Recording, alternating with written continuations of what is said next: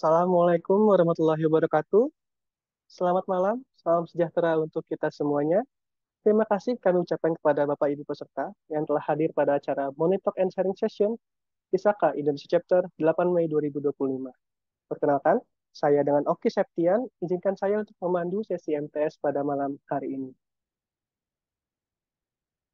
Sesi MTS malam hari ini tentu akan mengusung sebuah tema yang menarik, yaitu AI Everywhere, Unlocking Value Across All Banking Functions. Berikut merupakan rangkaian acara pada malam hari ini yang akan berlangsung selama 1,5 jam ke depan. Berikut merupakan panduan teknis dan tata tertib webinar. Pastikan perangkat yang digunakan memiliki koneksi internet yang stabil agar dapat mengikuti webinar dengan lancar. Gunakan username yang sesuai dengan nama saat registrasi untuk mempermudah verifikasi kehadiran. Selanjutnya, meeting ID bersifat pribadi dan hanya berlaku untuk satu undangan. Jadi mohon untuk tidak membagikannya kepada pihak lain. Serta diperkenankan menyalakan kamera dengan identitas diri yang jelas. Selanjutnya diharapkan seluruh peserta menjaga suasana webinar tetap tertib, profesional, dan saling menghormati. Peserta dapat menyampaikan pertanyaan atau pendapat dengan sopan melalui kolom chat atau fitur raise hand yang ada di Zoom malam hari ini. Kemudian CPI untuk member akan diupload ke website oleh chapter maksimal 7 hari setelah acara berlangsung, dan juga e-sertifikat akan tersedia di akun MyIsaka Bapak Ibu peserta sekalian. Baik, untuk memulai acara malam hari ini, mari kita perdengarkan sambutan dari Board of Director Isaka Indonesia Chapter kepada Ibu Feni Ferawati Nurmasari. Silahkan. Oke, terima kasih Mas Oki. Assalamualaikum warahmatullahi wabarakatuh. Selamat malam untuk semua member ISAKA yang malam ini sudah menyempatkan waktunya untuk bisa join ke acara Monthly Talk and Sharing Session bulan Mei 2025 ini. Kalau dari data yang saya terima malam ini itu eh, kita kasih tepuk tangan karena semua pesertanya adalah member ISAKA dan ada 220 orang yang sudah daftar. Tapi kayaknya baru setengahnya nih yang gabung. Mungkin nanti akan segera bergabung lagi. Oke, perkenalkan saya Feni Ferawati selaku Treasury Director dari ISAKA Indonesia Chapter. Em, Malam ini kita akan ngebahas terkait dengan yang mungkin hampir 1 tahun belakangan ini banyak di mana-mana dibicarakan all industry ngebahas tentang AI. Nah, malam ini kita berkesempatan untuk ngebahas terkait dengan AI yang di area untuk banking. Oke, nanti akan ada moderator, Bapak Indra, dan juga dua narasumber yang keren-keren banget. Saya sangat kagum bahwa dari program Director Isaka bisa menghadirkan narasumber yang sangat keren-keren banget. Oke, saya juga mau menyampaikan ada beberapa hal yang perlu diinformasikan ke seluruh member. Yang pertama adalah bahwa saat ini ISAKA Indonesia Chapter sedang membuka voluntary untuk posisi Lead Tech Director dan juga tim, serta posisi eksekutif tim. Nah, pembukaan pendaftaran ini kita buka sampai besok hari Jumat tanggal 9 Mei 2025. Jadi, monggo member-member yang malam ini gabung acara MTS bisa langsung scan barcode-nya, bisa langsung isi formnya.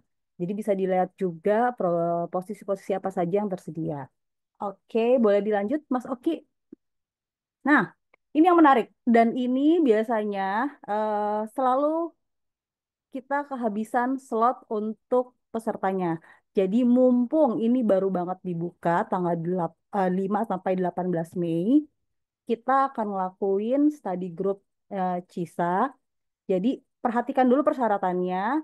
Ini wajib khusus untuk member dan juga membernya sudah daftar untuk ujian sisa dalam kurun waktu mungkin sampai Desember nanti masih boleh deh. Tapi pastikan dulu eh, statusnya member dan sudah melakukan pendaftaran registrasi exam sisa. Langsung dipimpin sama Bapak Rahmat Mulyana selaku Certification Director-nya Istaka Indonesia Chapter. Oke, dan ini yang terakhir, informasi yang mau aku sampaikan buat semua member, bahwa 2024 kemarin kita habis acara Grex. Nah, dan tahun ini, insya Allah, Isaka akan melakukan lagi event Grex di Oktober 2025 dan di Jakarta lagi. Oke, ini masih coming soon. Segera akan kami rilis informasi detailnya, siapa aja narasumbernya, di mana lokasi tempatnya. Tapi yang pasti ini akan dilakukan secara hybrid, online dan offline. Oke, kayaknya itu aja sih informasi yang aku sampaikan. Semoga malam ini semua yang hadir mendapatkan materi yang baik dan juga bisa manfaatkan di kehidupannya sehari-hari. Terima kasih. Saya kembalikan ke Mas Oki. Terima kasih banyak Bu Feni atas sambutan malam hari ini. Baik, tanpa berlama-lama, selanjutnya saya akan memperkenalkan moderator kita pada malam hari ini, yaitu kita kehadiran Bapak Indra Wijaya. Selamat malam Bapak Indra. Ya, selamat Malam malam Pak. Oki. Selamat Ya, malam teman-teman Isaka. baik. Bapak Indra ini merupakan Kadif Compliance and Risk Management di IFG Life. Sebelum bergabung dengan IFG Life, beliau pernah berkarir di beberapa bank asing dan regulator, serta juga meraih gelar Master Degree pada jurusan Business System dari Monash University dan gelar sarjana Teknologi Informasi dari Universitas Gunadarma. Selain peran profesionalnya, beliau juga telah hadir sebagai anggota aktif di tim eksekutif Visaka Indonesia Chapter sejak 2021. Hingga saat ini beliau menjabat sebagai Membership Director periode 2025-2027. Baik, tanpa berlama-lama, Pak Indra, mari kita mulai sesi diskusi pada malam hari ini. Waktu dan layar dipersilahkan Pak Indra. Baik, terima kasih Oki. Selamat malam teman-teman dan rekan-rekan Isaka semua dan juga selamat malam dua narasumber yang luar biasa. Teman-teman, malam ini untuk topik yang akan dipaparkan adalah AI everywhere. Tadi seperti yang Feni sampaikan, AI ini udah mulai rame dari beberapa tahun kebelakangan, tapi sebenarnya kalau ditanya sih AI itu sudah ada mungkin dari 20 atau 25 tahun yang lalu ya, tapi mungkin tidak semaju atau sekompleks yang ada saat ini ya. Makanya malam ini saya saya rasa eh, bukan hanya saya yang exciting ya dengan topik malam ini, tapi eh, ini menjadi suatu eh, tempat belajar ya terkait dengan pengembangan AI tidak hanya dari akademisi tapi juga dari praktisi ya khususnya di di perbankan. Izinkan saya memperkenalkan dua orang yang sungguh luar biasa. Eh, yang pertama adalah Profesor Derwin Suartono. Selamat malam, Prof. Terima kasih, Prof, sudah meluangkan waktunya. Paham Bapak Ibu. Ya. Baik, terima kasih Prof sudah meluangkan waktunya. Adapun beliau adalah Dean dari School of Computer Science di BINUS. Mungkin teman-teman di sini jangan-jangan ini dosennya gitu ya, karena eh, kemarin saya kebetulan ngobrol dengan salah satu teman di kantor, Pak, Bapak jadi moderator itu dosen saya gitu kan. Jadi saya rasa Prof. Derwin ini jasanya sangat banyak gitu ya, banyak profesional-profesional IT yang sukses saat ini dari tangan dingin beliau gitu ya. Karena kalau beliau tidak orang yang baik, nggak mungkin apa namanya teman kantor saya sangat mengagumi beliau gitu ya. Kemudian teman-teman Bapak Ibu, beliau juga ada website pribadi yaitu www.derwinsuartono.com. Di sana teman-teman bisa melihat bagaimana sepak terjang beliau ya di dunia AI, artikel-artikelnya luar biasa. Saya baru baca satu aja udah mumet gitu kan ya. Jadi daripada tambah pusing, saya lebih baik mendengarkan bagaimana profesor nanti akan menjelaskan. Jadi untuk malam ini beliau akan menyampaikan AI in banking from research to real impact. Jadi kalau saya sedikit summarize bagaimana evolusi AI yang ada, kemudian riset-riset beliau terkait dengan AI. Kemudian yang kedua, narasumber kita yang tidak kalah luar biasanya, seorang praktisi di dunia perbankan, seorang wanita ya. Eh, Biasanya di IT itu jarang biasanya, tapi ini seorang wanita yaitu Ibu Ida. Selamat malam, Ibu Ida Kristiana. Selamat malam Terima Pak Indra, Bapak Ibu terima kasih semuanya. Terima kasih Bu atas waktunya. Beliau adalah PhD candidate gitu.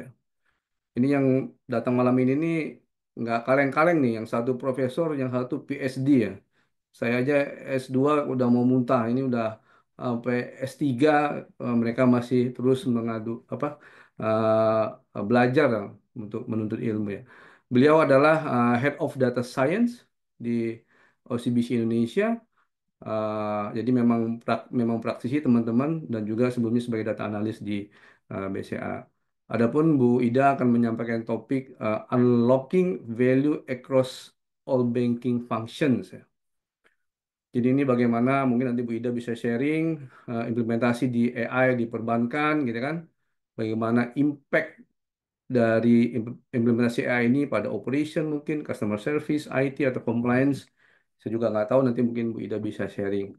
Eh Daripada saya nanti yang banyak berbicara, lebih baik kita mulai saja acaranya. Saya persilakan Profesor Dewin untuk memulai presentasinya di malam ini. Waktu dan tempat, saya persilakan Prof. Terima kasih. Terima kasih Pak Indra. Selamat malam Bapak Ibu semuanya. Senang sekali bisa bersama ya di sini untuk bisa sharing sedikit ya tentang uh, AI. Ya, artificial intelligence ini lagi jadi primadona sekarang ya. Jadi em, semuanya bicara tentang AI. Namun mari kita coba berdiskusi lebih uh, sedikit lebih komprehensif gitu ya. Saya izin share screen dulu.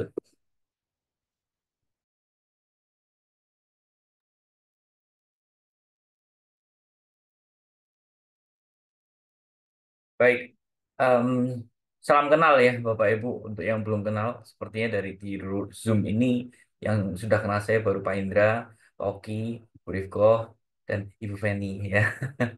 Ibu Feni ini mahasiswa saya sekitar hampir 13 tahun yang lalu ya, 13 tahun yang lalu di Information System Audit ya jurusannya dulu ya.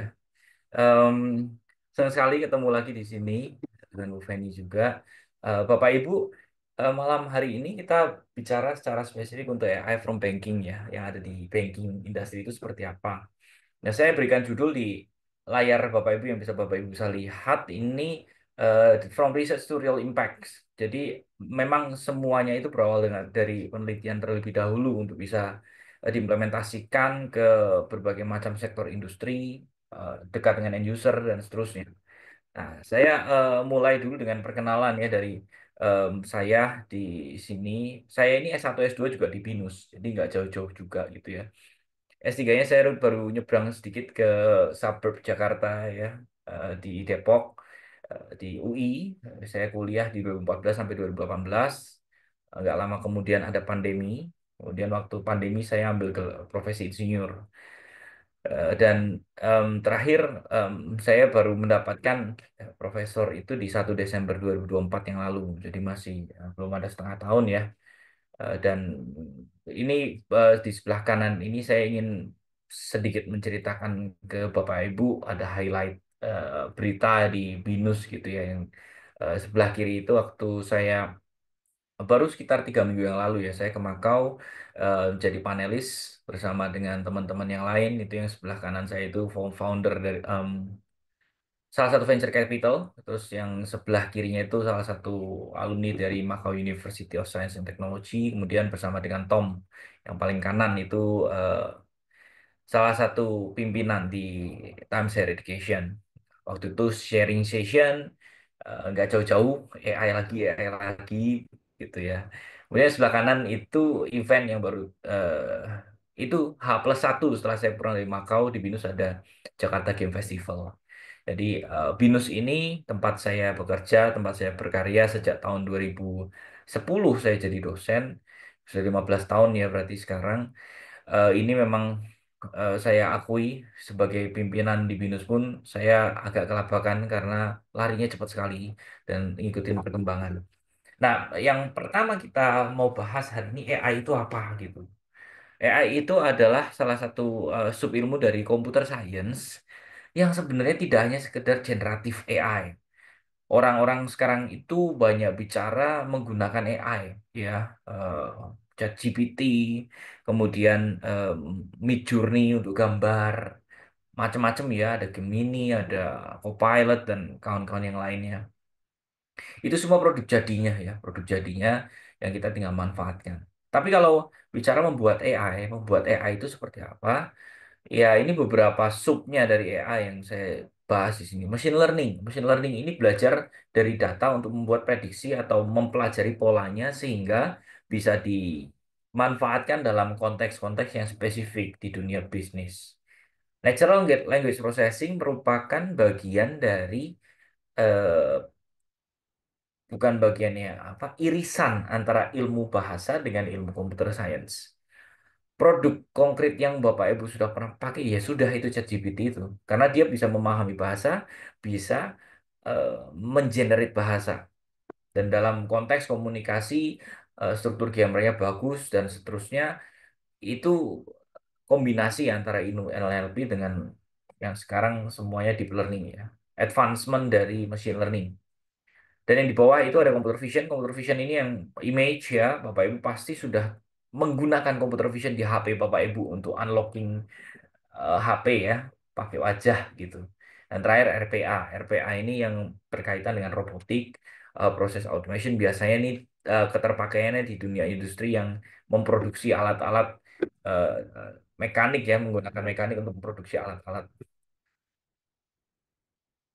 Kalau kita bicara a journey through time dari tahun 40 sampai tahun yang sekarang, tadi Bapak Moderator juga sudah sampaikan bahwa AI itu sebenarnya bukan hal yang baru, sudah ada beberapa waktu yang lalu.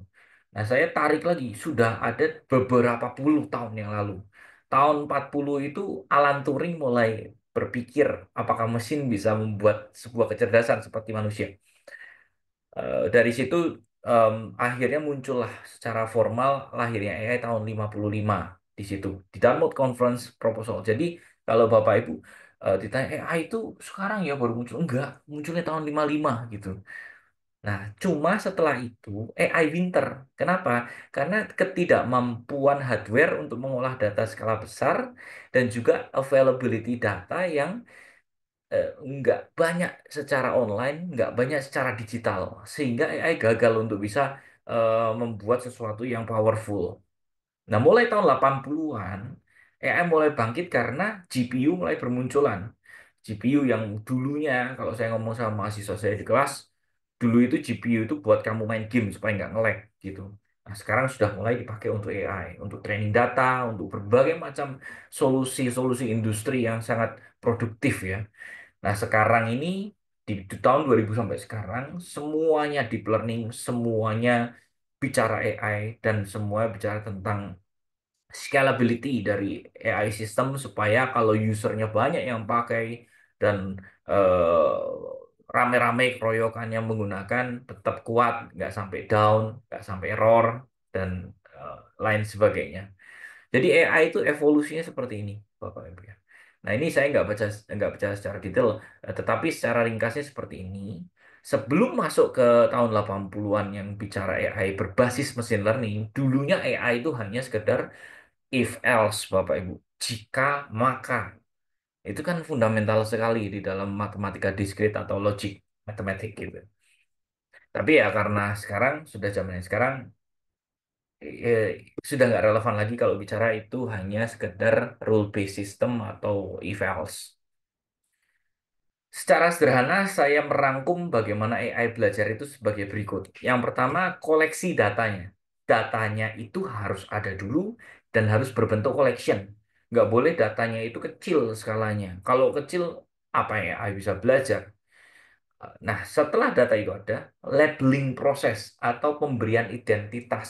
Contoh sederhananya adalah kalau kita mau mendeteksi kalimat ini tone-nya positif atau negatif, pasti harus punya data yang mana datanya itu dalam sekian jumlah eh, data itu sudah ada terlabel positif atau negatif. Baru nanti si AI bisa belajar dengan menggunakan algoritma processing dan setelah diproses oleh algoritma, nanti ada loopingnya. Em, kalau sederhananya adalah forward propagation sama back propagation. Pertamanya pelajarin dulu datanya, hitung errornya, errornya dapat, error ini menjadi indikator untuk memperbaiki sistem AI-nya, bobot-bobot yang di set, awaiting SIM yang dibuat, baru nanti dibenerin lagi dan seterusnya sampai akhirnya networknya itu komprehensif memahami pattern dari data. Habis itu baru final insight atau prediction atau mungkin kalau bahasa industrinya deploymentnya. Kalau sudah diuji coba berkali-kali baru di-deploy ke dalam sistem dan orang bisa menggunakannya. Tetapi saya ingin menyampaikan bahwa AI itu hanya teknologi yang evolving sekarang. Sekarang ini masih dominan. Tapi dari waktu-waktu pasti akan ada role-role yang akan semakin spesifik dan nggak sama seperti yang sekarang. Em, untuk inovasi bisnis seperti apa contohnya peranannya AI? Yang pertama, efisiensi dan speed. Ini pasti di mana-mana ya.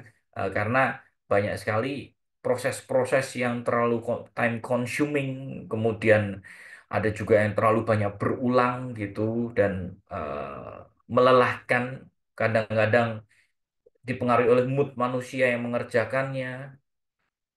Sehingga kalau itu direplace oleh AI, AI akan mempercepat customer service dan contohnya mungkin pemrosesan kredit.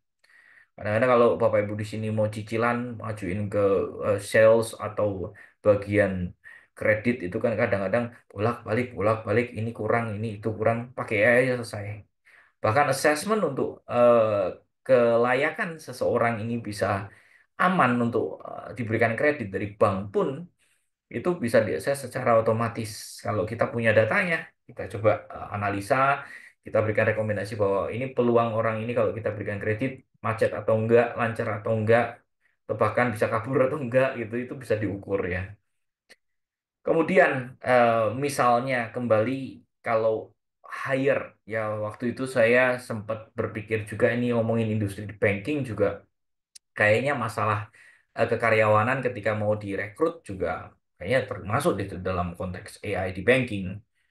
Jadi misalkan HR mau meng-hire seseorang, sudah ada beberapa industri di luar negeri yang menggunakan screening CV, screening kelayakan ke dalam proses rekrutmen yang lebih lanjut itu dari video ketika dia memperkenalkan diri. Seperti saya presentasi ini, di assess wajahnya, ekspresinya, bagaimana dia berperilaku di depan kamera itu bisa menjadi indikator untuk kesuksesan proses orang ini masuk atau enggak gitu.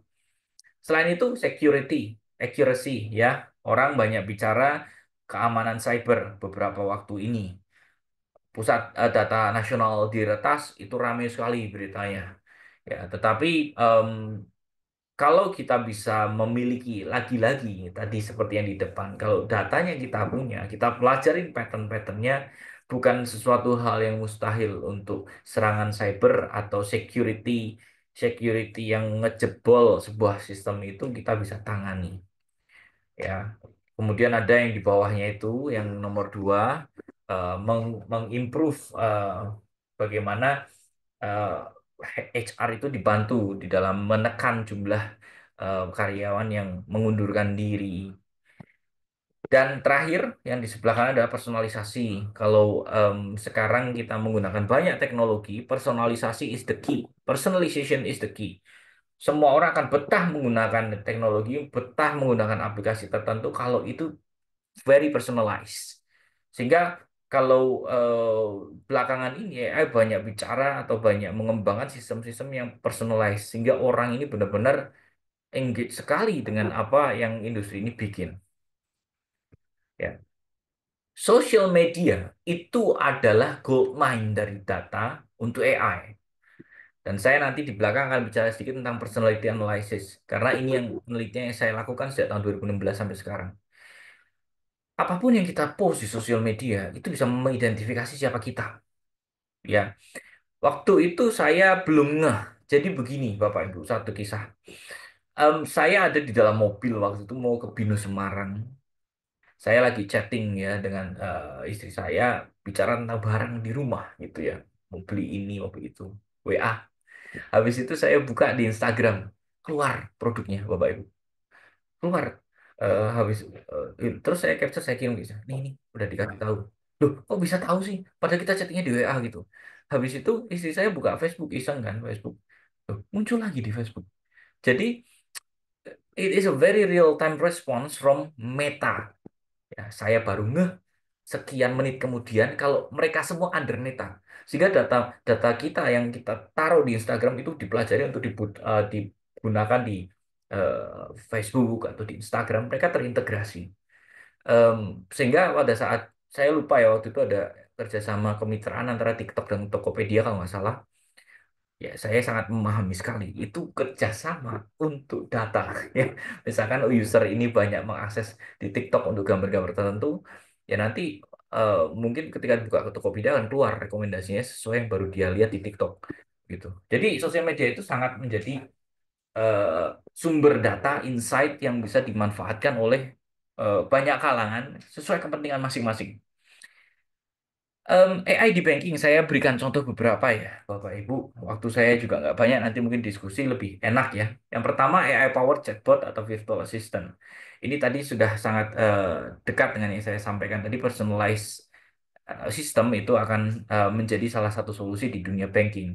Itu contohnya di sebelah kanan ada Bank of America, Erika chatbot. Bapak Ibu bisa sambil googling, ini apaan nih Bank of America, ada chatbot yang namanya Erika. Kemudian lagi nomor dua, personalized financial services. JP Morgan Chase uses AI to recommend investment strategies. Kalau kita mau membuka diri atau memberikan kondisi keuangan kita dari waktu ke waktu, mungkin sekali AI bisa memberikan rekomendasi financial planning dan sejenisnya. Tapi pertanyaannya kan tinggal kita mau buka data kita atau enggak. For detection and security, ini sudah dicoba waktu itu Mastercard membuat sebuah AI system yang bisa ngeblok fraudulent payment secara real time.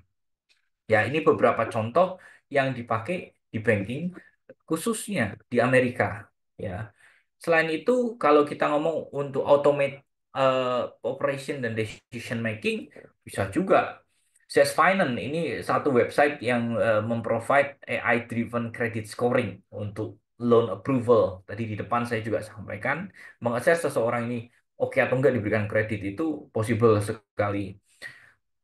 Anyway, ini beberapa insight Bapak Ibu ya yang mungkin belum semua banking industri mengadopsi hal-hal seperti ini. Karena kalau kita bicara sampai ke level implementasi, tentu ada cost consequences yang harus kita petakan dengan jelas. Karena kalau enggak, ya lagi-lagi nanti akan menjadi cost yang terlalu besar gitu. Nomor 5, algorithmic trading and risk management. Pada saat itu, pernah satu orang bertanya ke saya, sesaat setelah saya jadi profesor di AI di akhir tahun kemarin, Pak Derwin, em, kita bisa nggak sih bikin AI untuk trading otomatis? Hmm, saya kan kalau misalkan bisa, kita bisa jadi kaya. Saya itu jawabnya itu ya secara em, ya polos aja. Saya ngomong, Pak, kalau itu bisa dilakukan, saya udah kaya, Pak.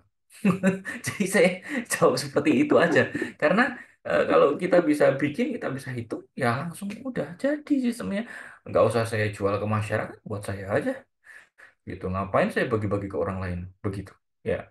Nah, Goldman ini membuat satu AI untuk algorithmic trading. Saya belum cek secara komprehensif. Kemudian nomor 6 ada AI bisa men-scan fast transaction data untuk mendetek money laundering activities. HSBC menggunakan itu. Kemudian kalau dalam konteks hiring person, kita bisa bikin nomor 7 nih. Rekrutmen menggunakan AI dan resume screening. Resume itu kan kalau sebuah perusahaan yang sangat well known, CV yang masuk bisa beribu-ribu CV yang masuk. Nah, bagaimana screening awalnya? Ya, memang mungkin staff HR bisa sambil screening secara manual, lihat IP-nya di bawah 3,5 buang, mungkin ya. Tapi kalau kita mau lebih komprehensif, kalau kita bisa mentraining datanya di dalam berbagai macam bentuk resume, pasti bisa akan terbantu. Video interview analysis tadi saya sudah bahas, chatbot untuk employee support, ini pasti relevan juga dengan berbagai macam chatbot yang lainnya dan juga performance and engagement analysis.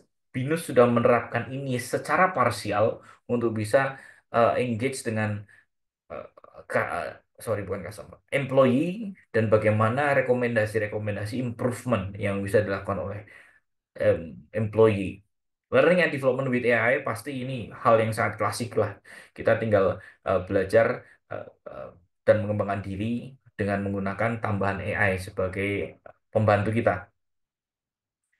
Untuk workforce planning juga bisa kita memprediksi, misalnya kita melihat market trendnya bagaimana, kita bisa mencoba merumuskan workforce planning dengan baik. Sebenarnya kenapa saya sangat tertarik jika diminta untuk sharing di industri, karena di sana pasti akan ada banyak diskusi. Nah, tiga ini saya buka lagi dalam berbagai kesempatan. Triple helix model ini kalau kita mau bicara advancement dari sebuah riset AI, universitas di sisi saya itu tidak bisa berdiri sendiri dengan berbagai macam karakter mahasiswa. Mahasiswa itu em, aset ya Bapak Ibu ya. Mahasiswa itu pinter-pinter.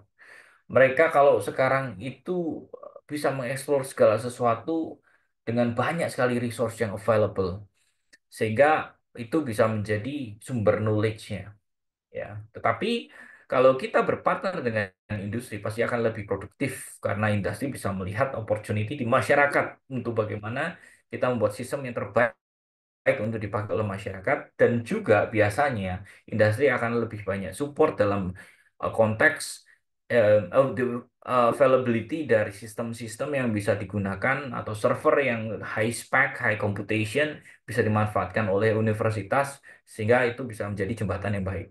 Universitas melakukan penelitiannya, industri melakukan implementasi, membantu dalam proses implementasi dan menjualnya menjadi sebuah produk yang siap dipakai. Government policy-nya. Ya, policy-nya itu kayak gimana supaya AI ini bisa secara baik berjalan buat produk-produk yang bisa dipertanggungjawabkan secara etik dan secara hal-hal lainnya gitu. Pertanyaan yang pernah masuk ke saya itu dan sering nggak cuma satu dua kali adalah, Pak Derwin, kalau misalnya ada automated driving car nabrak orang, siapa yang salah?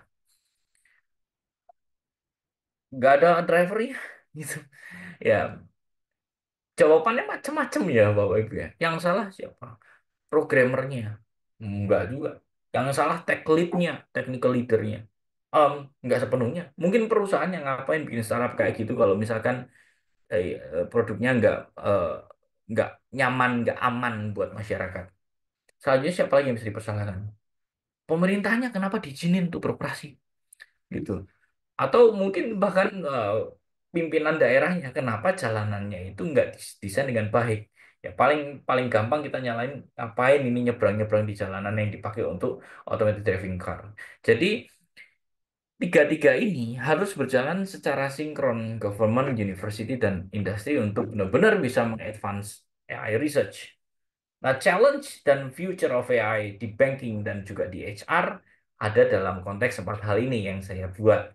Ya, data privacy, kalau kita mau, tadi saya sampaikan, kita mau sampaikan data kita untuk membuat financial planning, ya silakan, monggo. Tapi masalahnya mau nggak dibuka datanya? Karena hal-hal kayak gitu yang menjadi bahan baku untuk AI belajar. Gitu. Selanjutnya adalah AI bias and fairness issues. Seringkali banyak isu-isu yang memang tidak bisa dihandle secara penuh oleh AI karena AI has no empathy, has no eh, apa ya eh, kepekaan terhadap hal-hal yang nggak bisa dikonversikan atau di assess langsung oleh mesin. Regulasi juga biasa seringkali menjadi isu, dan juga integrasi ke dalam sistem yang sudah ada. Kalau em, kita di dalam perusahaan kita sudah ada sistem yang berjalan, di beberapa AI masuk, mengintegrasikannya juga menjadi kompleksitas tersendiri yang seringkali karyawan atau person in charge yang menangani sistem yang sudah berjalan agak tinggi resistensi untuk perubahannya dan lain sebagainya. Bagaimana future trendnya kalau bicara AI di banking dan saya tambahkan di sini HR? Ya, eh, lagi-lagi hyper personalization yang konteksnya tadi financial services yang terlalu personalized itu bisa jadi em, apa ya, masa depan gitu ya, hyper personalization in financial services, karena sekarang pun sudah berjalan ke hal-hal yang sifatnya personalized terus menerus. Kemudian AI driven predictive HR analytics ini bisa menjadi advancement dari sisi HR gitu ya, sehingga HR itu bisa benar-benar tidak hanya sekedar mohon maaf seringkali menjadi momok buat para karyawan ya, kalau udah HR yang bicara eh, kayaknya mengerikan gitu.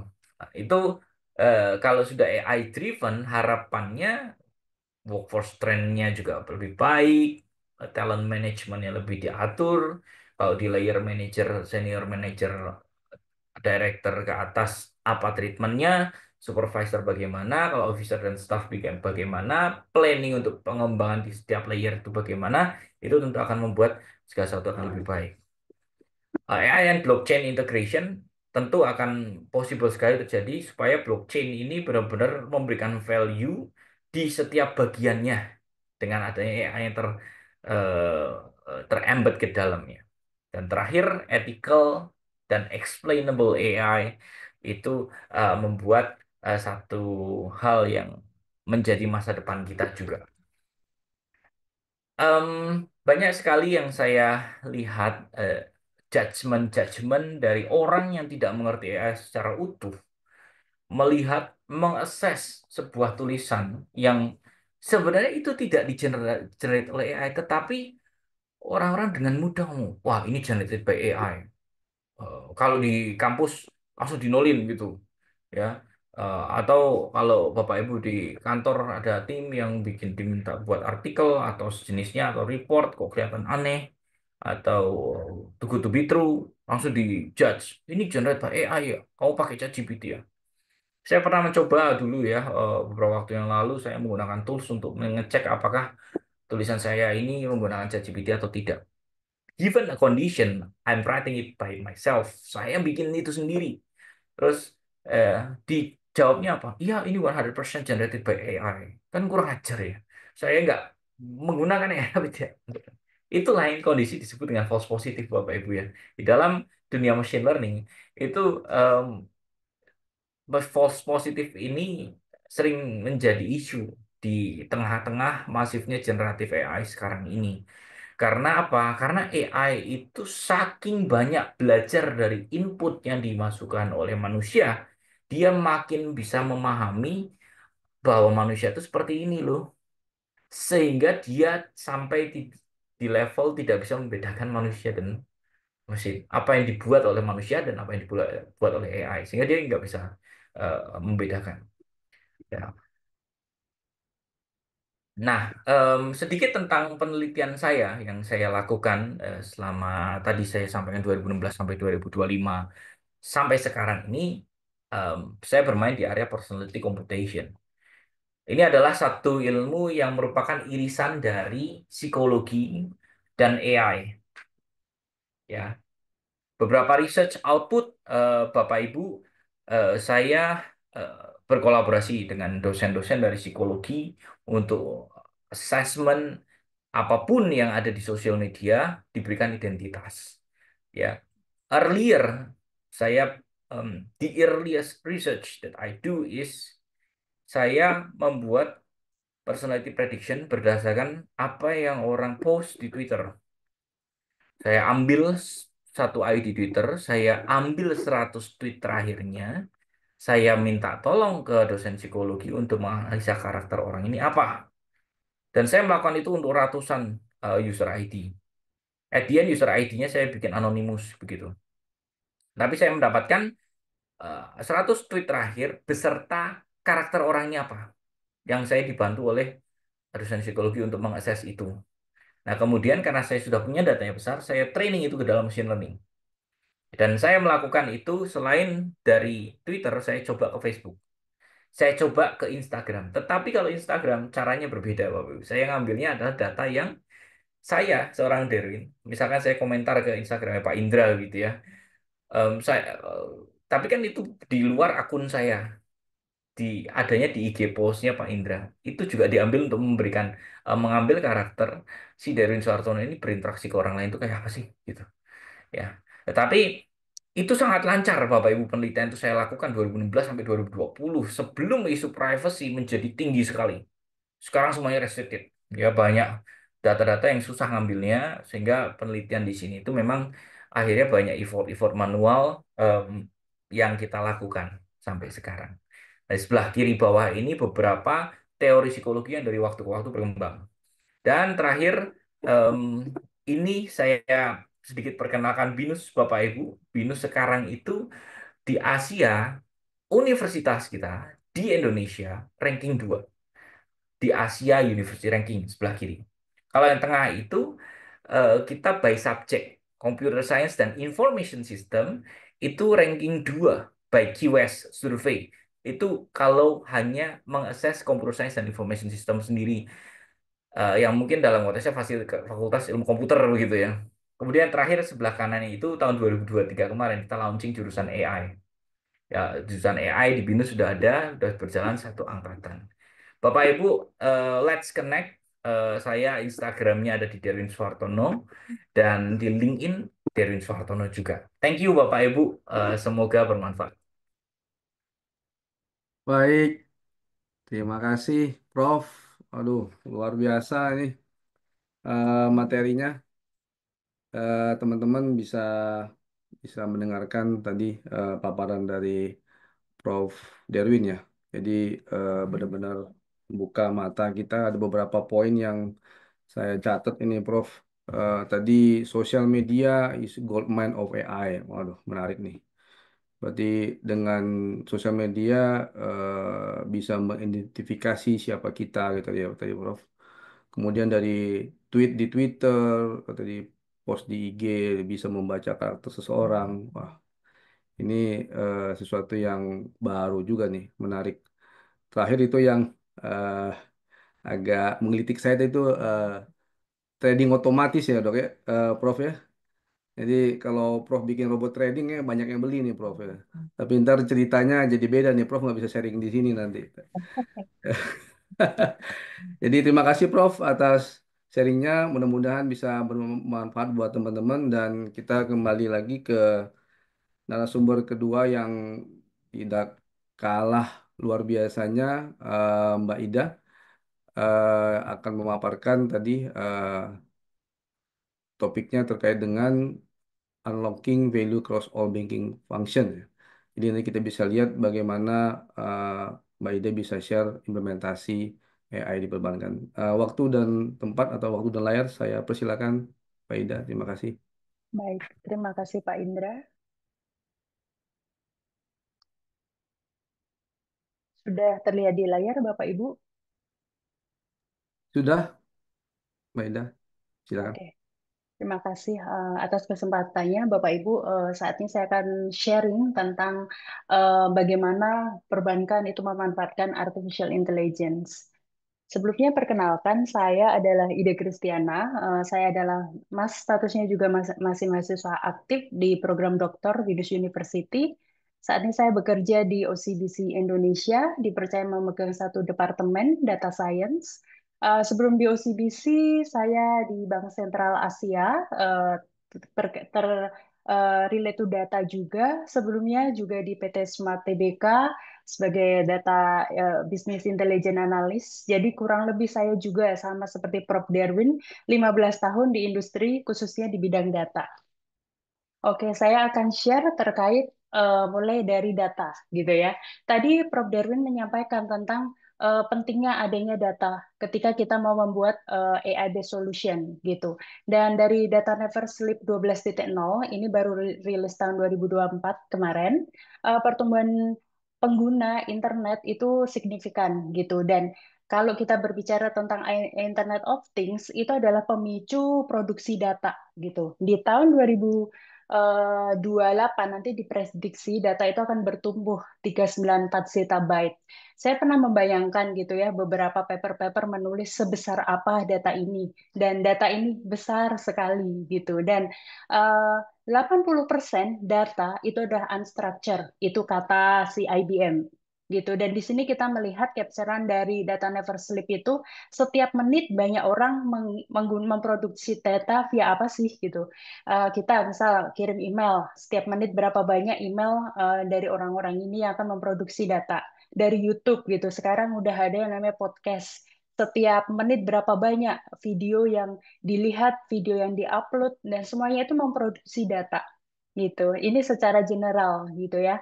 Nah, lalu kenapa ini menjadi penting gitu? Nah, tadi Prof. Darmin menyampaikan ya histori dari perkembangan artificial intelligence, khususnya ya mulai tahun 2020-an teknologi big data mulai muncul. Teknologi big data kita kenal dengan 5V ya. Variety, volume, velocity, value, veracity gitu. Dan banyak sekali industri-industri yang mulai membangun big data karena velocity-nya, kecepatan aksesnya, bagaimana dia handling variety of data. Kalau kita berbicara dengan variety of data itu ada data structure, ada semi structure, ada unstructure. Nah, dari data-data itu akhirnya itu menjadi sesuatu yang concern gitu ya, bagaimana mengelola data itu, bagaimana mengolah data.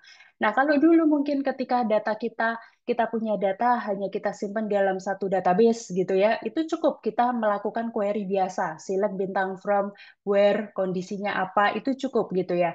Kemudian kita membangunnya namanya pakai business intelligence tools gitu, visualisasinya pakai produk-produk berbasis business intelligence, di mana kita mengekstrak data itu menjadi informasi yang sanggup menjawab apa sih, mengapa, kenapa, kapan gitu ya.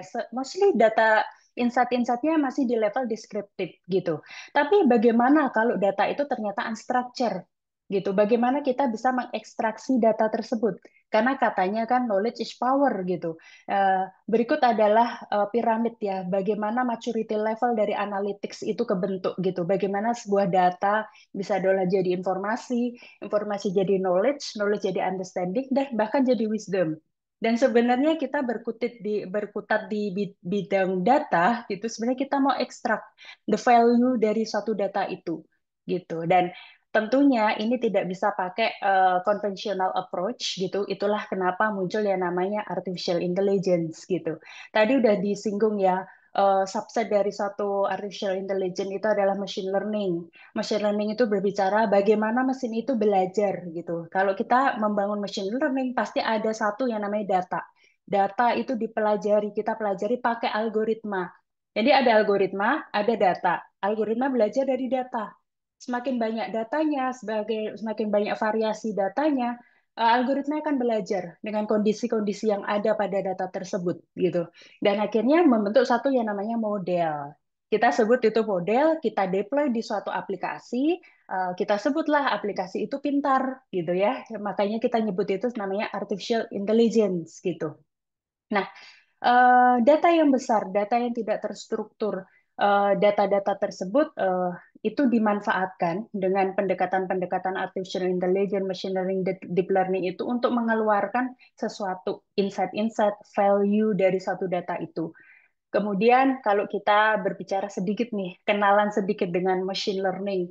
Machine learning itu ada yang namanya supervised learning. Datanya itu di label. Tadi ya, Prof. Darwin menyampaikan data itu di label, diidentifikasi gitu ya. Jadi ketika kita melabel satu data itu penting banget supaya AI kita nggak bias dalam ketika kita mentraining AI-nya dengan algoritma ya, kita mentraining data dengan algoritma tertentu supaya algoritmanya nggak bias, output modelnya nggak bias. Label itu menjadi sesuatu yang sangat penting. Apa sih label itu? Ketika kita berbicara, oh data karakter seperti ini adalah data fraud. Yang karakternya seperti ini adalah tidak fraud. Gambar seperti ini adalah gambar cancer. Gambar yang seperti ini adalah tidak cancer atau normal. Nah, AI itu harus belajar seperti human, dilatih, diajarin sampai dia nanti bisa mengenali banyak hal gitu. Itulah teknik supervised learning yang ada di dalam artificial intelligence. Kemudian ada yang namanya reinforcement learning.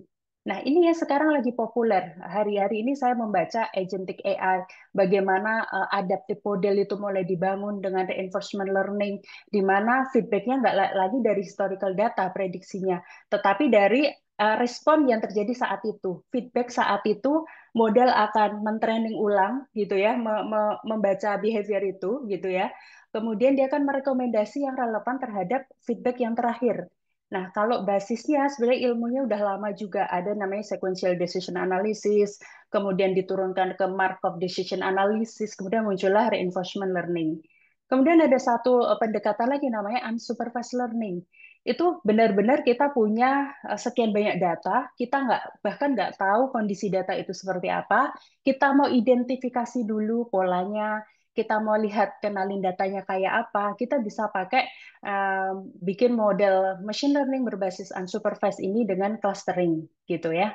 Jadi biasanya kalau kita memanfaatkan artificial intelligence atau membuat AI berbasis machine learning, itu data itu mempengaruhi struktur data itu mempengaruhi cara kita menerapkan teknik-teknik di dalam pengolahan atau training datanya gitu.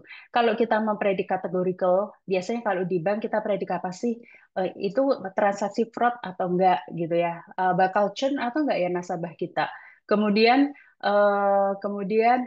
probability to buy-nya yes or no gitu ya. Kita mau memprediksi hal itu, kita bisa pakai klasifikasi approach, which is itu adalah supervised learning. Atau kita bisa memprediksi, kalau di bank juga ada tim yang namanya tim appraisal gitu ya, dia akan menilai nilai satu agunan gitu ya. Kita bisa membuat model machine learning berbasis supervised learning dengan regression gitu. Nah, lalu bagaimana kita memanfaatkan clustering? Contohnya adalah kalau di perbankan nih, hampir semua bank itu punya namanya fasilitas kartu kredit gitu. Dan biasa kartu kredit itu tuh sekarang-sekarang itu ada yang namanya fasilitas miles. Tapi seberapa banyak sih Bapak Ibu yang banyak sekali kecurangan yang terjadi dengan miles abuse gitu ya. Dia nge-abuse miles, dia gesek di satu merchant berkali-kali-kali supaya dapat miles. Padahal kita nggak tahu itu transaksi fiktif atau memang legitimate. Kita nggak punya labelnya, kita nggak tahu siapa. Kita bisa mulai dengan melakukan clustering untuk melihat pola-pola. Nah, nanti perilaku-perilaku yang mirip, yang serupa, itu akan ngumpul jadi satu. Itu akan mempermudah kita untuk memahami konteks dari apa yang terjadi dari data itu, mengidentifikasi dari data itu, gitu ya. Dan mungkin untuk lebih mudah memahaminya gitu ya. Kalau supervised learning itu datanya udah di labelin gitu ya. Oh, ini segitiga loh. Ini lingkaran loh gitu ya. Ini love-love loh gitu. Kalau di perbankan kita akan labelin gitu. Ini transaksi fraud itu kayak gini gitu. Ini transaksi yang money laundry itu seperti ini. Jadi begitu banyak label-label yang kita kita kita punya label dan labelnya benar, cara melabelnya benar, itu akan mempengaruhi quality dari model kita gitu. Nah, model ini kita pilih salah satu algoritma, katakanlah algoritma XGBoost gitu ya, atau random forest kita pakai untuk nge-training dataset ini, jadilah yang namanya model gitu ya, model AI. Sebenarnya itu udah model AI berbasis machine learning. Kita bisa tes modelnya Bapak Ibu dengan memasukkan data yang kita nggak kasih tahu ini sebenarnya data apa gitu ya. Nah, akhirnya outputnya adalah dia nanti bisa menjawab, oh ini namanya segitiga, ini love-love. Ini adalah teknik supervised learning gitu ya. Tapi kalau yang supervised learning itu lebih ke ada suatu dataset bahkan kita nggak tahu itu apa. Kayak tadi punya customer banyak banget, kita nggak tahu ini semua transaksinya legitimate atau enggak. Kita baru mau identifikasi, ya udah kita pakai aja namanya clustering atau unsupervised learning, bikin modelnya, nanti dia akan mengklasifikasi sesuai dengan pattern yang ada, sesuai dengan perilaku yang ada, seperti itu. Nah, kemudian bagaimana sih mesin itu belajar? Mesin itu belajar seperti human belajar. Untuk si AI itu mengetahui ini gambar apa gitu ya, ini bentuknya apa, kita mesti harus ajarin si AI-nya gitu ya. Misal kita mau bikin model yang namanya model untuk membaca model AI untuk membaca kartu keluarga. Ya kita harus pelajari dulu ini nomor kartu keluarga loh. Ini nama, ini alamat gitu. Itu ada beberapa kolom-kolom ya. Ada proses yang namanya labeling, tadi identifikasi. Jadi kalau model data-data nggak terstruktur ini, ada satu effort untuk kita nge-label, nge-label. Sebelum kita membangun generatif AI, Bapak Ibu, membangun generatif AI, kita memanfaatkan label manual. Tapi karena kayak sekarang udah ada generative AI, akhirnya ya udah data itu kita proses pakai generative AI untuk ekstrak datanya menjadi structure, kita validasi, verifikasi gitu kan. Apakah output dari ekstraksi data pakai generative AI ini valid atau nggak valid gitu. Kemudian kita pakai mekanisme validasi, data yang betul kita jadikan golden dataset untuk mentraining keseluruhan dokumen-dokumen yang ada. Nah, dari situ kita akan punya baseline terhadap data yang golden dataset ini, quality AI-nya bagus atau enggak, seperti itu. Jadi ada teknik di mana kita mengidentifikasi dokumennya, ngajarin AI-nya, dan seiring berjalannya waktu, banyak sekali kondisi-kondisi yang muncul, AI itu akan semakin pintar dan cerdas, gitu ya. Kemudian teknisnya kayak gimana gitu ya? Teknisnya adalah ya kita punya satu dataset gitu ya, data. Kita ambillah 80% datanya kita training pakai algoritma tertentu. Ini ada proses training. Proses training ini akan menghasilkan model gitu ya. Output dari algoritma membaca data itu kita sebut biasanya familiarnya dengan kata model. Kemudian kita ada tes data, 20 data tadi. Sebenarnya kita semua tahu jawabannya. Kita sembunyiin jawabannya, kemudian kita masukin ke model untuk dites. Nah, model ini akan mengeluarkan jawaban jawaban versi dia gitu. Kemudian jawabannya akan kita bandingkan sama jawaban yang udah kita sembunyiin tadi.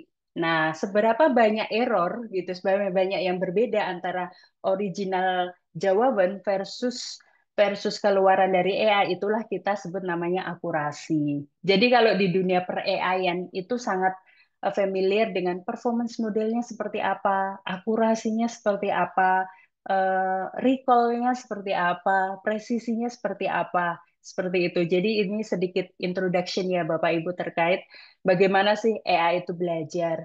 Nah, tadi Prof. Derwin ada menyampaikan sebenarnya ada generative AI, ada computer vision gitu ya, ada macam-macam gitu ya.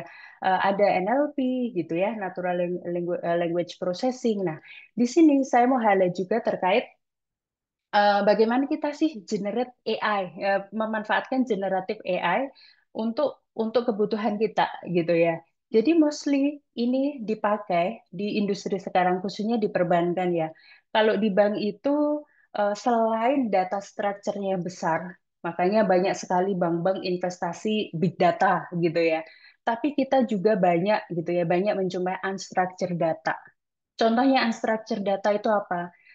Dokumen onboarding gitu ya. Ketika nasabah datang ke suatu bank, pasti kalau dia nasabah loan, pasti ada satu dokumen-dokumen legal yang harus disetor ke bank. Contohnya apa? Contohnya KTP, NPWP, NIB, nomor induk berusaha, akta gitu ya. Akta, kemudian surat pernyataan pendirian gitu, macam-macam gitu, dokumen legalitas gitu. Atau kalau dia mau mengajukan loan, ada yang namanya bank statement, financial statement gitu. Dan bank itu banyak sekali apa ya, day to day-nya, day to day operation itu handle data-data seperti ini. Dan akhirnya dilakukan adalah eyeballing proses, ngelihatin, nginput ke sistem, ngelihatin lagi, nginput ke sistem gitu.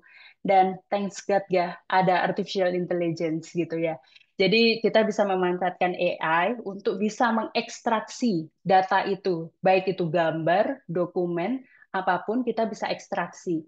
Mungkin kalau kita berbicara tentang OCR itu udah lama ya, udah pernah ada OCR gitu ya. Tapi OCR berbasis AI yang sekarang banyak dikembangkan itu beda gitu ya. Dia bisa membaca tulisan terbalik, terbalik, burem, miring kanan, miring kiri gitu. Bahkan tulisan tangan kita bisa ekstraksi semua.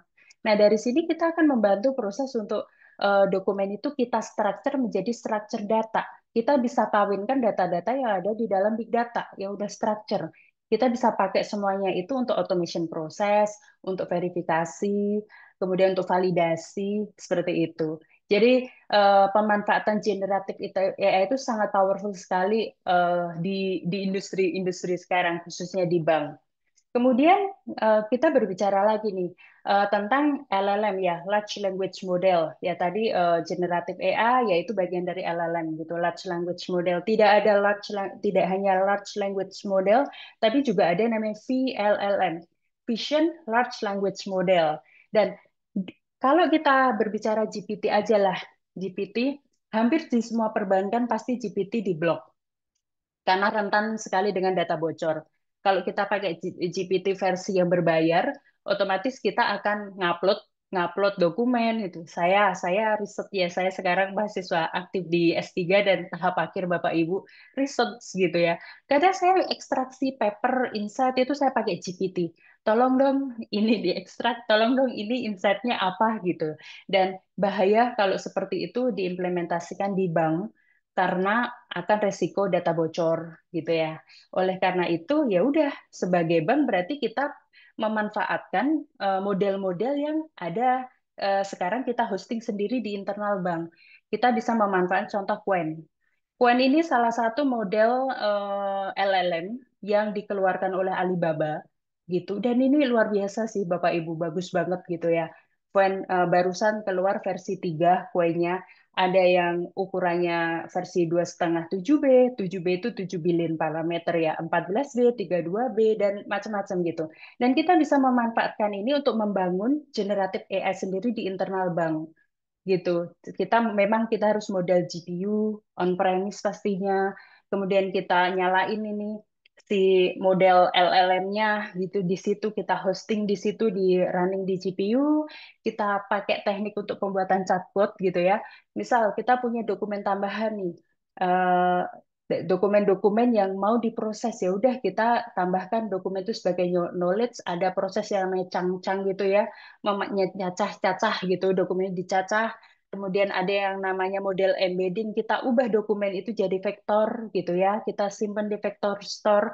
Kemudian ada pertanyaan, kita punya interface namanya chatbot gitu ya, ada pertanyaan masuk, pertanyaan itu diubah juga jadi vektor, adalah Qwen LLM model ini yang akan melakukan proses memproses konteks sama pertanyaan sehingga dia akan menjadi jawaban. Itulah teknik untuk membuat chatbot itu seperti itu. Ini sedikit tentang generative AI. Kemudian kenapa bank sih gitu ya? Tadi sudah saya singgung berawal dari data never sleep. Kemudian memang yang terjadi di industri perbankan itu adalah data-datanya itu unstructured. Selain dia punya data structure, unstructured-nya banyak banget. Apalagi kalau perbankan yang nasabahnya nasabah SME atau bisnis banking gitu. Mereka kan terima apapun instruksi ya, misal standing instruction dari si nasabahnya atau debiturnya berupa dokumen-dokumen yang tentunya formatnya format company-company tersebut gitu ya. Dan bagaimana bank bisa apa ya, mengolah gitu ya datanya, ada variasi, PT ini punya punya format sendiri, PT ini semakin banyak nasabah, formatnya ya sebanyak nasabah itu. Dan bagaimana dilakukan operation pasti ngetik-ngetik manual gitu ya. Nah, kita bantu pakai si AI ini gitu ya. Jadi ini saya akan coba beberapa sharing gitu ya, sharing AI implementation di perbankan. Dan Bapak Ibu ini biasa stakeholder yang saya jumpai terkait penerapan AI itu adalah berikut: credit risk gitu ya, fraud detection. Kalau kita bicara fraud ya AML gitu ya, tim FECC lah mostly gitu. Kemudian customer service, marketing, financial advisory, operation gitu. Kemudian kalau digali lebih dalam, apa sih yang terjadi misal di operation? Ya, di operation itu dokumen-dokumen seperti dokumen onboarding tadi ya, kemudian dokumen funding, perintah untuk pembayaran funding gitu ya, misal pencairan deposito atau macam-macam ya pasti ya, kalau kita bicara funding dokumen itu ada banyak banyak sekali strukturnya, formatnya, tipenya gitu ya. Kemudian ada lagi kalau dokumen kredit, ada yang namanya kredit proposal gitu ya, ada yang namanya hmm, drawdown notice, underlying. Nah, di sini yang dilakukan oleh AI mampu untuk mengekstraksi dokumen tadi, ngebacain dokumen-dokumen yang scanan udah burem. Kita bisa scan itu semua, kita pakai AI yang bisa mengekstraksi datanya. Kemudian dari situ kita bisa bikin summarisasi gitu ya dari dokumen itu. Bahkan kita bisa membuat namanya validasi dari dokumen itu. Benar nggak gitu? Kalau kita mau pencarian kredit ini sesuai nggak dengan underlying-nya? Masa berlakunya masih nggak? Nah, selama ini tuh di scatter dokumennya, kemudian formatnya beda-beda gitu. Dan di sini AI sangat membantu dalam mengekstraksi dokumen ini. Kemudian apalagi sih di perbankan itu ada namanya kredit kredit risk. Biasanya kalau kita mengajuin loan ke bank, pasti dokumen ini pasti umum sekali untuk diminta sama bank ya. Ada yang namanya slik ya, slik dari kredit biro gitu ya, kredit biro. Kita bisa melihat orang ini punya fasilitas apa aja ya, gitu ya, punya loan apa aja, ngelakuin apa aja dari slik. Slik itu dokumen yang bisa panjang, bisa banyak, dan berupa dokumen. Dan bagaimana AI membantu ya? AI bisa melakukan slik summarization. Bahkan ini bisa jadi early warning system ketika kita bungkus rapi untuk jadi keluarin insight-insightnya gitu. Bank statement, berapa banyak sih dokumen bank statement yang dipalsukan? AI bisa ngedetek gitu ya. Ini pernah diedit enggak gitu ya. Fraud detection terhadap dokumen itu kelihatan. Bahkan nggak hanya itu kita ekstrak jadi structure data gitu ya. Dari structure data kita juga bisa lihat, oh ini ada window dressing. Window dressing itu kalau menuju akhir bulan ditambahin uangnya yang banyak. Akhir bulan, awal bulan uangnya ditarik lagi. Itu bisa kedetek Bapak Ibu.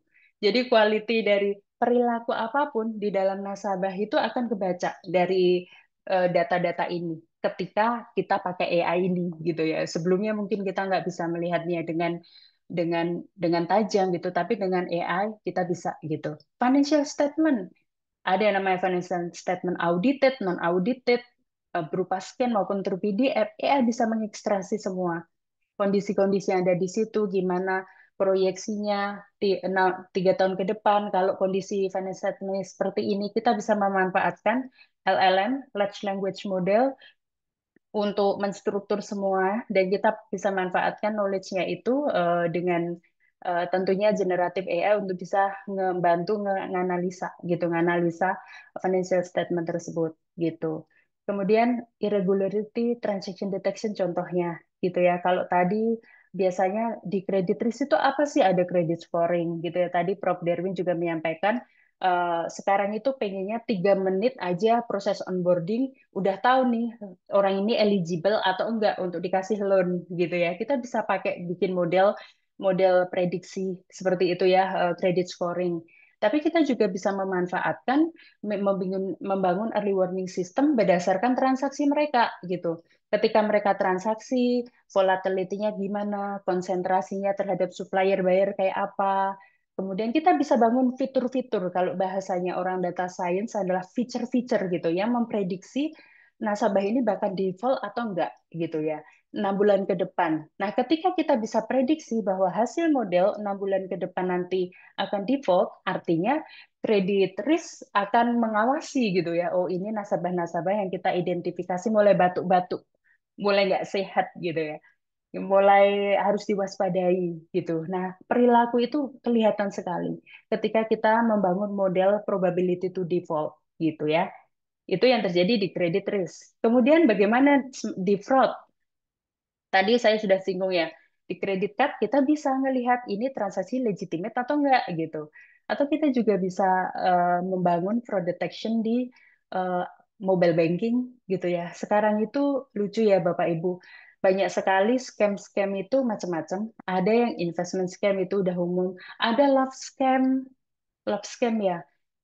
Dan banyak sekali kan keluhannya ya, kenal di sosial media, chattingan, minta ditransfer uang, ketika ditransfer ternyata ternyata terus dibawa kabur gitu ya.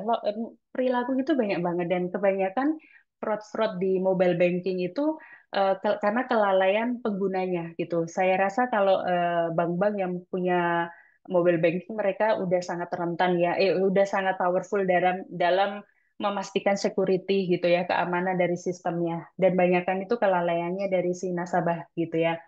Kemudian ya kita bisa bangun nih, oh ini nasabah yang rentan, kerentanannya tingkat tinggi. Nah, kita bisa bikin model fraud detection yang mengidentifikasi ini nasabah yang rentan ya. Ya udah, kalau dia rentan kita pasangin aja AI gitu ya. Terus setiap dia transaksi ada proses challenge mekanismenya. Ini Anda atau bukan? Nah, itu adalah kita bisa memanfaatkan implementasi AI. Kemudian di AML, hampir di semua bank itu ini menjadi sesuatu yang menarik, anti money laundry, karena kan kita harus meet sama regulator juga gitu ya, bahwa ada aturan ya, ada POJK nomor 12, PBI nomor sekian yang mengatur tentang AML ini gitu. Dan ada yang namanya list sanction list gitu ya. Ada namanya sanction list yang dulu biasa implementasinya pakai similarity score, Jaro wrinkle atau apa gitu ya. Itu untuk ngecek, oh ini sanction list, list-list yang dianggap dia adalah kalau kita transfer ke situ itu berarti adalah money laundry gitu ya. Kemudian ketika dia apa? Kalau berdasarkan similarity score aja, misal ada kata uang, uang itu pinjol, udah pasti dia akan gagal gagal transaksi gitu ya. Lalu kita bisa memanfaatkan LLM Bapak Ibu, Large Language Model untuk membaca keseluruhan konteks. Namanya siapa, transfer kemana, beritanya apa. Walaupun di dalamnya ada unsur uang, tapi AI nanti akan membaca keseluruhan konteks gitu ya.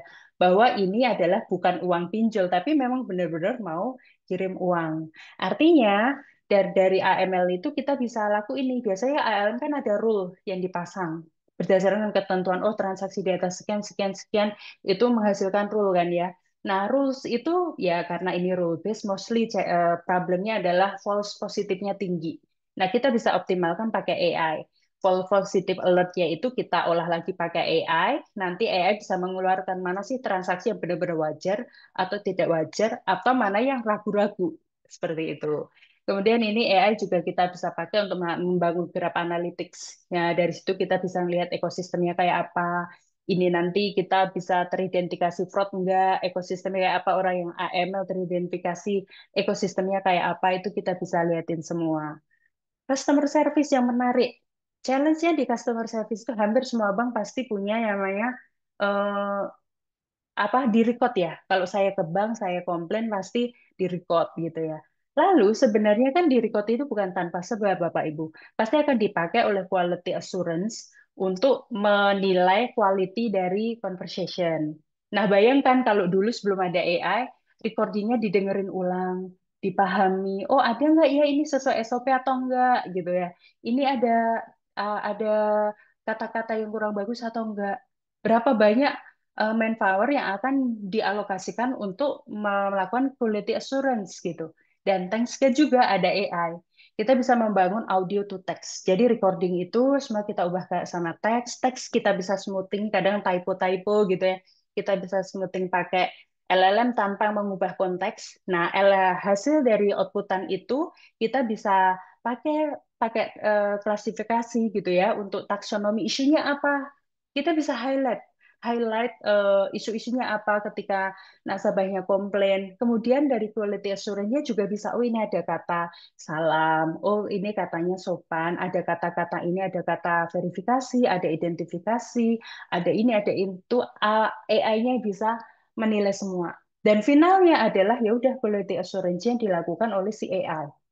Nah, betapa luar biasanya AI ini membantu proses-proses seperti ini, Bapak Ibu, yang harusnya dilakukan human, sekarang digantikan oleh si AI. Nah, tadi juga Prof. Derwin menyampaikan tentang personalisasi, gitu ya. Dan hampir ini menjadi primadona juga sekarang-sekarang. Bagaimana kita melakukan personalisasi. Nah, akhirnya ya dibangunlah suatu yang namanya membangun dan optimizing recommendation model. Recommendation model kita bangun gitu ya, berdasarkan data behaviornya, kita bangun rekomendasi yang personalisasi. Habis itu kita cocokin sama campaign management. Lagi mau promo apa nih, gitu ya, mau lagi ada program apa nih. Kemudian kita mau prioritasasinya seperti apa ya, kita bisa manfaatkan keluarin dari rekomendasi. Rekomendasinya mengeluarkan skor ya, nasabah atau customer yang paling probability-nya paling tinggi untuk beli adalah ini, yaitu akan kita jadikan leads yang paling potensial. Nah, dari situ engine ini bisa kita deploy kemanapun di semua channel di bank. Bisa di contact center, bisa di mobile banking, bisa di mana-mana. Jadi kan sekarang lagi gencar tuh namanya omni-channel, konten personalisasi. Ini dimanfaatkan banget di marketing. Dan kebetulan saya juga riset riset pribadi saya, sebenarnya saya lagi mengamati nih, ketika kita bikin model rekomendasi atau personalisasi atau model berbasis AI, itu ada yang namanya stochastic environment. Model saya mungkin mungkin memprediksi bapak ini akan beli, ibu ini akan beli gitu. Tetapi ternyata ada faktor XXX yang mempengaruhi. Mungkin saat itu lagi berantem sama istrinya, mungkin saat itu lagi ada masa di kerja, jadi nggak mood untuk belanja atau apa gitu ya. Ada stochastic environment yang kita nggak bisa kendalikan. Dan di sini saya membangun data itu dari behavior insight, data demographic, behavior, preference, psychographic, communication, nudge mechanism, sama timing itu menjadi basis data yang saya pakai gitu. Tentunya data ini bukan data perbankan Bapak Ibu. Ini saya bikin app sendiri, saya data collection sendiri gitu karena ada UU PDP tentunya nggak bisa memanfaatkan data bank. Bank sangat strict ya untuk apa ya datanya itu sangat diamankan gitu ya. Akhirnya saya riset ini, saya bikin app sendiri, saya data collection sendiri. Kemudian saya membangun model static recommendation berbasis two tower. Ini adalah deep learning. Kemudian saya memasang juga namanya multi unbounded gitu. Ini reinforcement learning yang saya pakai untuk bedanya apa? Two tower sama ini. Kalau deep learning itu mempelajari dari historical data, dia akan merekomendasikan A. Tapi kalau reinforcement learning itu adalah ketika saya ditawarin A, saya ambilnya B, model ini akan adaptif dengan perilaku saya yang terakhir. Oh, Bu Ida ini nggak lagi suka yang A, dia B. Kemudian dia akan menghitung lagi, ada yang namanya policy gitu ya, policy dan value based method sama policy based method yang dia ada untuk perhitungan algoritmanya sehingga dia bisa melakukan teknik eksploitasi atau eksplorasi. Karena kalau saya ditawarin itu aja, saya bosan ya Bapak Ibu ya. Makanya ada teknik eksplorasi juga. Jadi itu untuk mengoptimalkan rekomendasinya. Dan nggak hanya itu, di riset saya mengambil nudge mechanism. Itu teorinya Toller and Sustain, tahun 2008 udah keluar, dan itu sangat berhasil dan berjaya di offline environment. Artinya banyak diimplementasi oleh government, gitu ya, teknik-teknik untuk nudge. Nudge itu kan mendorong secara halus tanpa memaksa. Nah ini sebenarnya saya pakai nih dua metode terakhir itu saya pakai untuk supaya di stochastic environment ini rekomendasi saya lebih optimal gitu ya. Jadi ini kalau dibahas mendalam nanti saya kehabisan waktu ya Bapak Ibu, ini kajiannya cukup dalam gitu ya, dan saya sangat tertarik tentang personalisasi. Itulah kenapa saya membangun AI driven nudge personalization model ini. Kemudian kembali lagi ke investment advisory atau financial advisory. Dan Bapak Ibu, kita AI itu luar biasa. Kita bisa memadukan data structure versus unstructure untuk membangun chatbot, gitu ya. Kita bisa membangun chatbot. Ini interface-nya adalah chatbot, gitu ya. Ini saya bangun pakai GPT, Bapak Ibu. Walaupun saya punya originalnya, tapi tentunya ada konsen yang nggak bisa di-share kan ya, karena ini harus di-share di publik. Akhirnya saya pakai pakai generative AI, pakai GPT untuk membangun ini. Tapi sebenarnya kita bisa membangun chatbot ini satu pakai data customer ya. Customer itu kan datanya rich banget. Terus kita bisa namanya pakai customer data platform atau CDP. Kita jahit tuh end to end proses customer behavior. Kalau di riset saya itu kan ada behavior insight. Nah, itu bisa kita jadikan sebagai CDP. Structure data tentunya. Terus kita bisa juga tambahin model personalisasi yang berbasis deep learning tadi atau reinforcement learning atau apapun gitu. Kita bisa tambahkan lagi knowledge atau artikel, web artikel, industri outlook, itu kita bisa jadiin knowledge. Kita juga bisa tambahin nih customer handling, supaya nanti kalau RM menawarin ke nasabahnya, itu kalau nasabah tanya apa-apa yang teknikal atau tanya apa-apa yang agak berbau produk, ya si RM-nya bisa jawab gitu ya, di luar domain knowledge dia. Nah, kita bisa inject semua knowledge itu ke dalam chatbot. Jadi chatbot ini bisa nanya, eh, kita bisa tanyain ke chatbot, halo, transaksi terakhirku apa ya? Dia akan jawab. Karena kita punya base datanya semua. Rekomendasi produk buat saya apa ya? Project yang return-nya tinggi apa ya? Kenapa saya harus kayak gini? Benar-benar akan jadi financial advisory buat kita semua, gitu ya. Jadi ini pemanfaatan ini tentunya akan membantu banget ya, membantu si customer-nya langsung atau membantu si RM sebagai co-pilot itu. Kemudian yang ini, yang others itu banyak ya tadi ya. Karena Pak bangun GPT sendiri itu nggak ketika kita memanfaatkan chat GPT itu udah pasti kalau di dunia perbankan itu data bocor dan lain-lain gitu bahaya gitu ya. Akhirnya udah kita bangun chat GPT sendiri gitu ya. Kita bisa bangun chat GPT sendiri, kita manfaatkan tadi ya, kita bisa download model dari Alibaba gitu ya atau atau DeepSeek kita bisa download modelnya si DeepSeek kita, yang pasti environment-nya kita punya aja. Kita punya namanya GPU gitu ya, kita hosting di GPU H100, model Qwen misal 7B, kita bisa concurrent user 100 concurrent user gitu. Jadi memang infrastruktur itu penting banget untuk nge-serve model-model yang mau kita bangun gitu. Kemudian kita juga bisa membangun nih di sini, ada GRC ya, Governance, Risk, and Compliance gitu. Dan kebetulan kita juga berkawan baik dengan tim compliance di bank gitu ya. Ya, kemudian kita bangun tuh tanya compliance gitu ya. Compliance itu isinya adalah peraturan POJK PBI gitu. Dan untuk membantu literasi tentang POJK PBI, akhirnya knowledge-nya kita injek ke satu chatbot ini. Jadi nanti usernya hanya bisa nanya, tolong dong summary reksadana KIK itu apa? Keluar semua.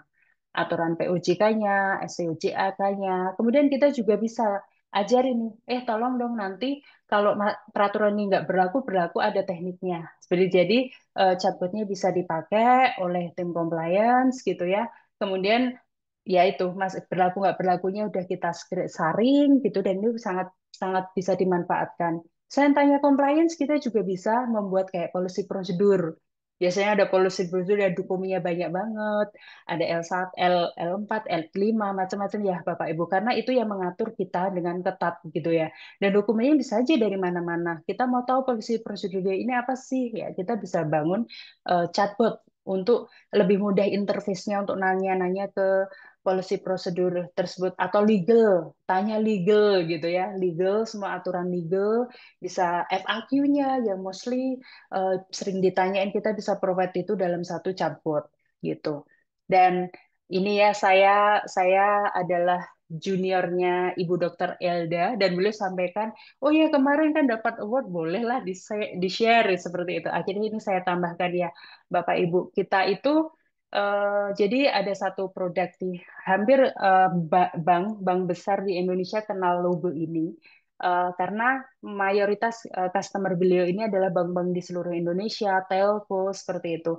Kemudian setiap tahun kita itu diundang, kemudian tentunya mereka sangat mengenali customernya seperti apa, dia kekuatan customer ini seperti apa, customer ini seperti apa, dan tahun 2003 ini awardnya kita terima, 2004 kita dapat award dari si eh, yang punya platform ini sebagai Excellent in AI. Kemudian baru kemarin bulan lalu kita juga dapat Customer of the Year, kita outstanding di per AI-an. Kemudian kita juga jadi finalis Modernized Architecture and Pipeline gitu ya. Waktu itu diadain di Singapura. Dan yang terakhir nih, kita ada yang namanya eh, apa ya namanya, The Bankers ya, nama nama nama yang memberikan reward. Kita waktu itu submit 3, yaitu terkait beberapa use case yang pernah kita develop, dan kita ada menang 2 gitu ya. Namanya best use of data and analytics for customer experience. Kemudian kita juga dapat best use of AI for customer experience management. Jadi ini beberapa award yang kita terima ya terkait artificial intelligence gitu. Ini slide terakhir saya, Bapak Ibu. Terima kasih. Terima kasih Pak Indra. Terima kasih, Mbak Ida. Terima kasih atas paparannya yang sangat menginspirasi. Teman-teman, rekan-rekan ISAKA, dikarenakan Prof. Derwin ada agenda lain dalam waktu dekat, mungkin saya beri kesempatan untuk teman-teman apabila ada pertanyaan ke Prof. Derwin sebelum Prof. Derwin ke agenda berikutnya, karena memang waktu Prof. Derwin memang cukup ketat ya. Jadi kalau teman-teman rekan-rekan ada pertanyaan, silahkan bertanya, nanti Prof. Derwin bisa menjawab dalam waktu yang cukup nanti ya. Silakan teman-teman kalau ada pertanyaan. Kita buka pertanyaan untuk Prof. Derwin.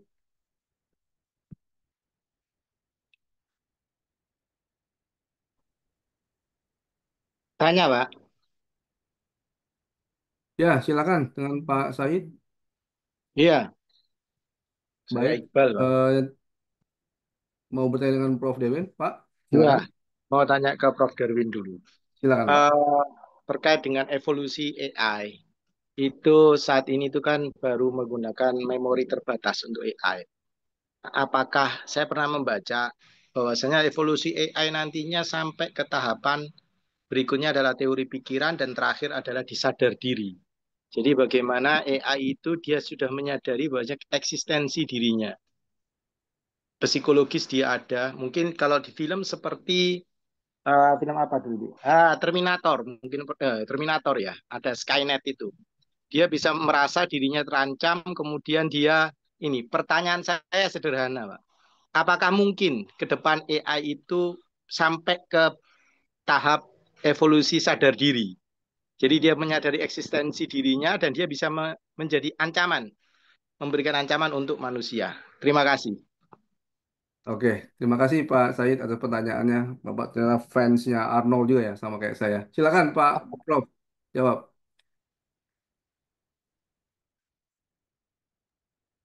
Iya, ini menarik ya pertanyaannya karena kalau bicara AI itu selalu yang disampaikan tuh yang menakutkan, menakutkan. Ya. Em, Sampai sekarang saya masih dalam tahap percaya bahwa kita ini makhluk ciptaan Tuhan yang paling sempurna gitu. Nggak bisa kita digantikan oleh AI. Tetapi kekhawatiran seperti itu memang cukup masuk akal kalau kita melihat perkembangannya ya. Namun mungkin cara pandangnya itu seperti perkembangan teknologi yang dulu juga mengeliminasi banyak peran manusia ya, misalnya ya apa namanya parkir parkir itu kan dulu masih ada petugas itu sudah digantikan. Kemudian kalau selain parkir ya itu gate otomatis di tol gitu ya, sama lah itu seperti parkir. Artinya begini Pak Said, setiap perkembangan teknologi itu akan membuat manusia berevolusi juga. Sehingga manusia akan tetap akan lebih dari teknologi yang berkembang. Ya. Dan kalau framing-framing bahwa AI itu akan menggantikan manusia dan AI sampai bisa punya kesadaran dan segala macam, eh, bagi saya itu impossible. Gitu. Masih tetap mesin punya batasannya sendiri. Ya, mau dia dibuat cerdas seperti apapun, em, menurut saya sampai sekarang keyakinan saya masih tidak akan sampai sana lah, perkembangan teknologi itu. Ya, bahwa AI makin canggih dan membantu manusia itu sudah pasti. Tapi kalau sampai AI memiliki kesadaran diri dan akan melawan, menghancurkan manusia, itu saya rasa nggak mungkin. Tapi itu pemahaman dan perspektif saya ya Pak. Mungkin ada pakar lain atau orang lain yang mengatakan hal yang berbeda. Mungkin itu Pak dari saya, pendapat saya. Thank you pertanyaannya Pak. Ya, baik, terima kasih Prof. Darwin, terima kasih Pak Said. Rekan-rekan, teman-teman, dikarenakan Prof. Darwin harus meninggalkan kita karena ada keperluan yang lain. Mungkin kita foto dulu, Prof. Nanti teman-teman setelah Prof. Darwin meninggalkan kita, kita akan lanjut ke tanya jawab dengan Ibu Ida. Mungkin Oki, saya kembalikan ke Oki dulu. Terima kasih. Baik. Terima kasih Pak Indra atas briefingnya. Baik, mungkin karena Dr. Herwin akan sesi selanjutnya kita akan foto bersama dahulu. Mungkin Bapak Ibu yang lain silakan untuk menyalakan kamera. Kita tunggu mungkin setengah menit untuk mempersiapkan diri untuk membuka kamera untuk kita take foto bersama-sama.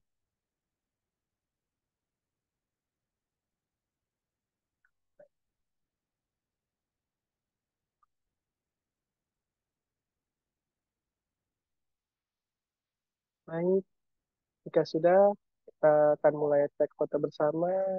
Mungkin tim office dari Isaka bisa membantu untuk capture momen sekarang. Baik, untuk screen pertama di 3, 2, 1. Lagi gaya bebas. Mungkin bisa tanda jempolnya atau eh, baik, di 3, 2, 1.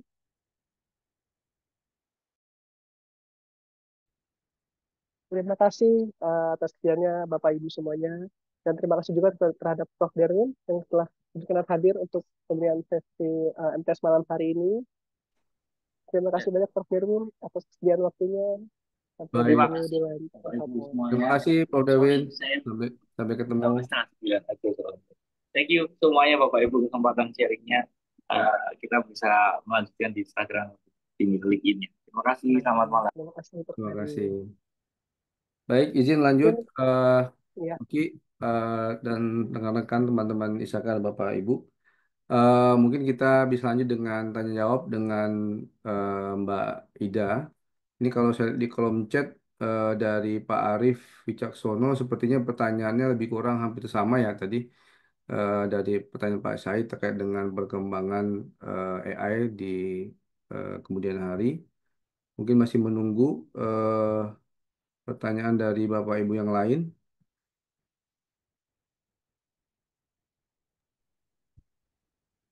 mungkin bisa dari kolom chat Pak Indra.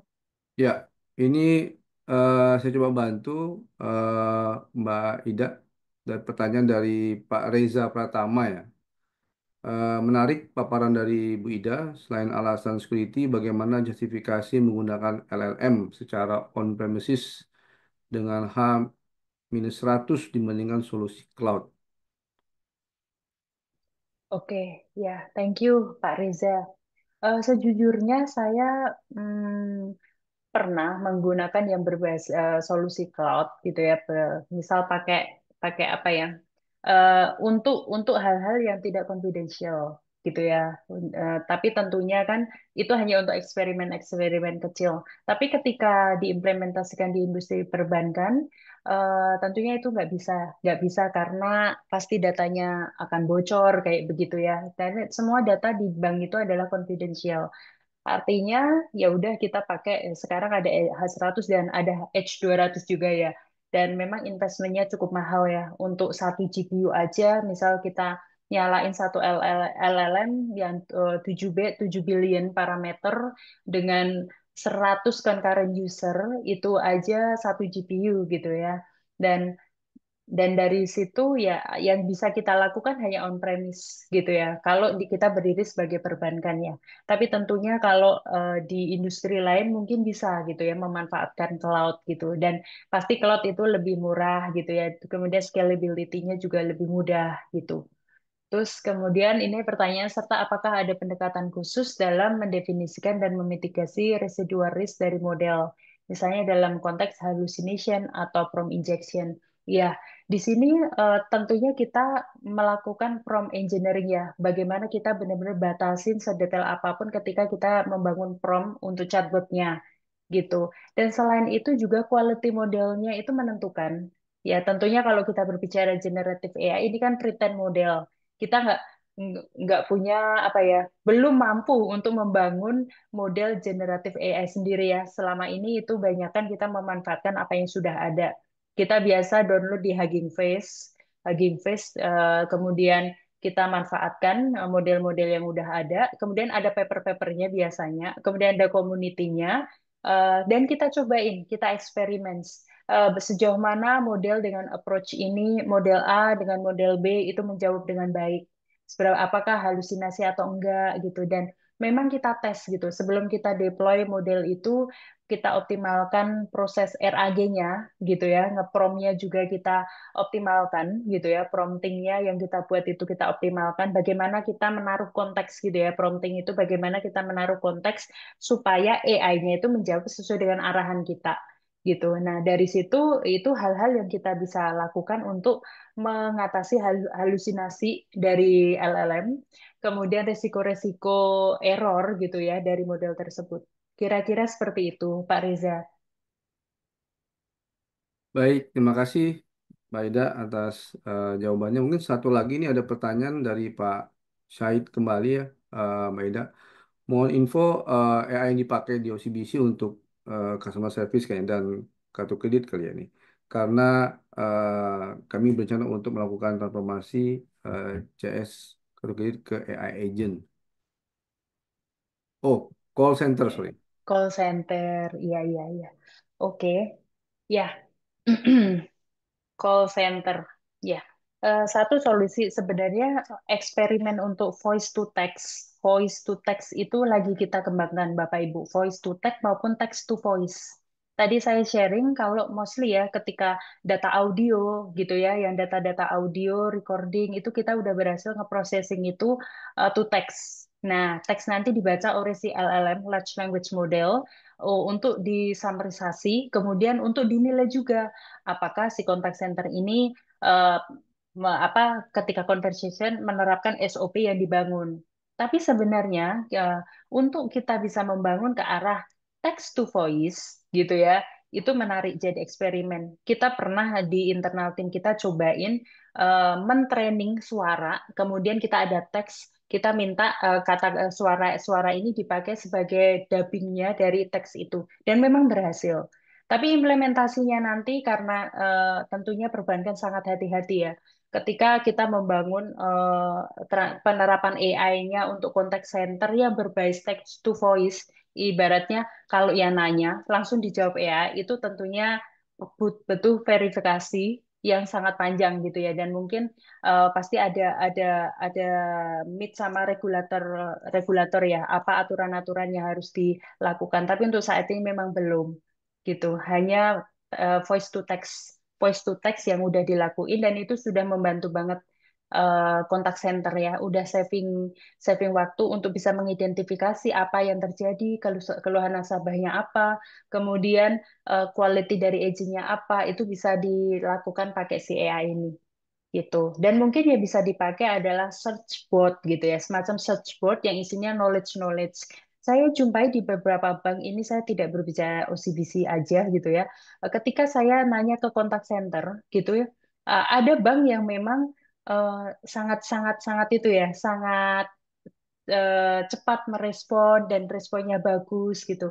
Tapi ada beberapa bank yang ketika saya tanya apa, bentar ya Bu, tunggu ya, lama gitu ya. Tunggu ya Bu, lama, dimatiin. Nah, itu sebenarnya bisa dibantu sama chatbot gitu ya. Isinya knowledge untuk memperlengkapi si agentnya dalam melayani nasabah.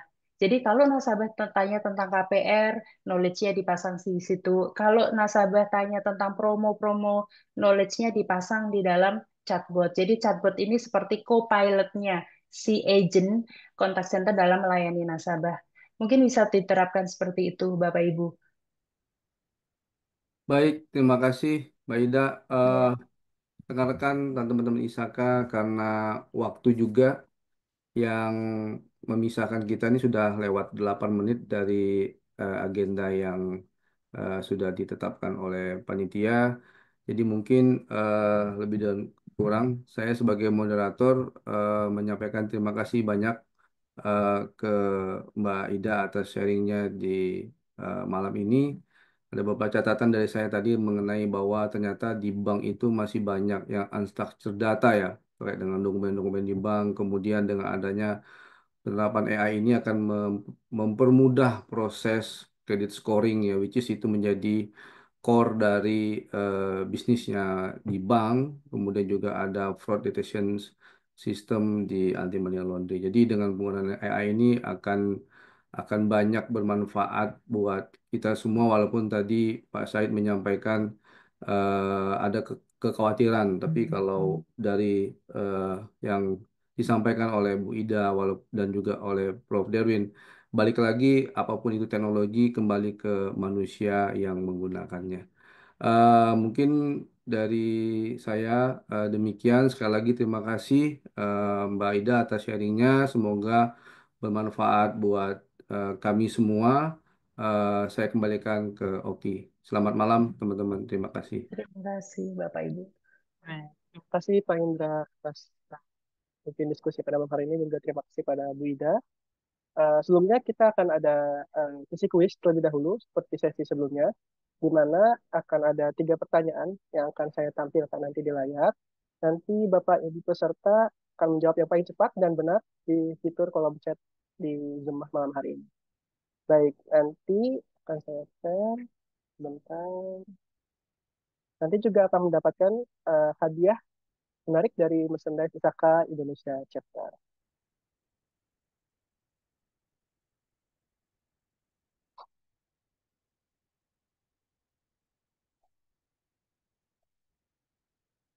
Sudah terlihat layar dari saya, Bapak Ibu sekalian? Sudah ya. Baik, untuk pertanyaan pertama kita mulai di 1, 2, 3.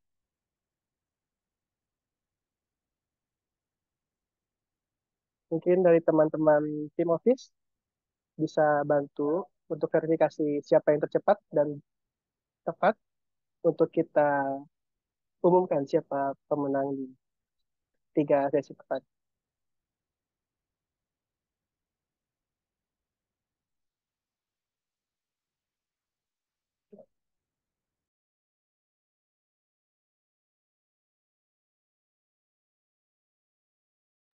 Baik, sepertinya sudah mendapatkan nama yang pertama, yang tercepat dan tepat, yaitu Bapak Fikri Pratama Afif. Yaitu jawabannya adalah yang C. Oke, baik. Kita akan selanjutnya ke sesi yang kedua. Saya akan membuat pertanyaan kedua. Baik, sama tim office. Selanjutnya pertanyaan kedua adalah apa perbedaan utama antara supervised learning dan unsupervised learning?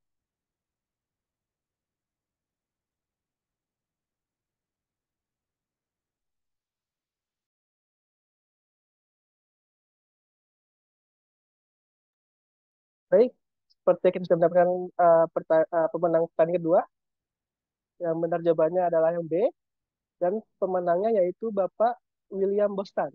Selamat pada Bapak William Bostan. Selanjutnya akan ke pertanyaan ketiga, yaitu contoh penerapan AI dalam layanan pelanggan perbankan adalah.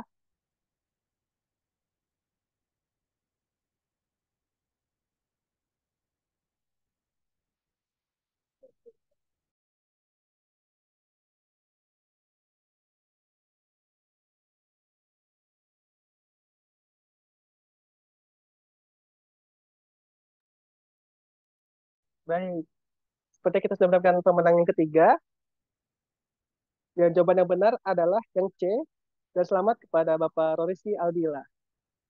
Baik, mungkin sekian kuis kita malam hari ini. Yang menang 3 kuis hari ini yaitu ada Bapak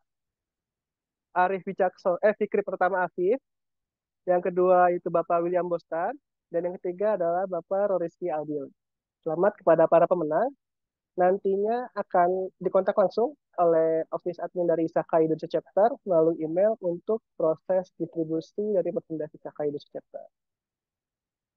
Mungkin kita sudah berada di penghujung acara malam hari ini. Saya ucapkan terima kasih sebelumnya kepada Ibu Ida Kristiana, Bapak Indra Wijaya, Bu Feni Ferawati, dan kepada rekan-rekan member Isaka Indonesia Chapter yang telah hadir pada sesi Monitor and Sharing Session malam hari ini.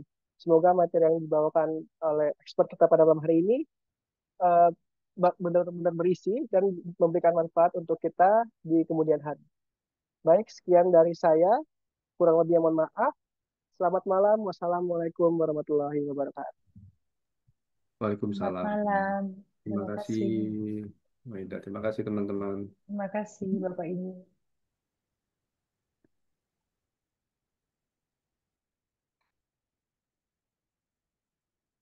Terima kasih Bapak Ibu semuanya.